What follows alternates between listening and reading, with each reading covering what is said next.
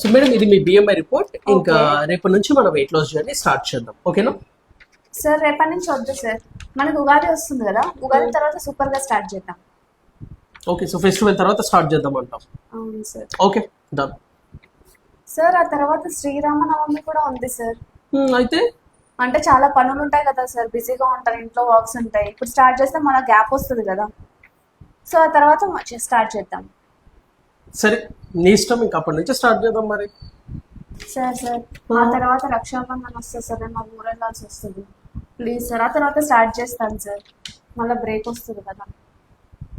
Okay, ఇప్పుడు రక్షాబంధన్ వస్తుంది, దాని తర్వాత గణేష్ చతుర్థి వస్తుంది, దాని తర్వాత 10 days బ్రేక్ వస్తుందా? అవును సార్. దాని తర్వాత దివాళీ వస్తుందిగా, అవును అప్పుడు కూడా ఇంటికి వెళ్ళాలిగా. అవును. దసరా వస్తుందిగా, అప్పుడు బ్రేక్ తీసుకుంటావుగా. న్యూ ఇయర్ వస్తుంది, క్రిస్మస్ వస్తుంది, అన్నీ వస్తాయి. ఇంకెప్పుడు స్టార్ట్ చేస్తావు నువ్వు? ఇవన్నీ ఆలోచించుకో. ఏ ఫెస్టివల్ గురించి ఎక్స్క్యూజ్ పెట్టుకోకుండా రేపు మార్నింగ్ నుంచి మీ వెయిట్ లాస్ జర్నీ స్టార్ట్ చేయండి. రేపు మార్నింగ్ కలుద్దాం, ఓకే? Okay sir. కొంతమంది ప్రోగ్రామ్ స్టార్ట్ చేయడానికి చాలా ఎక్స్క్యూజెస్ పెట్టుకుంటారు. ఈ ఫెస్టివల్, ఆ ఫెస్టివల్, అది ఉంది, ఇది ఉంది. అలా మీరు ఆలోచించారనుకోండి, ఎప్పుడు కూడా మీరు స్టార్ట్ చేయరు.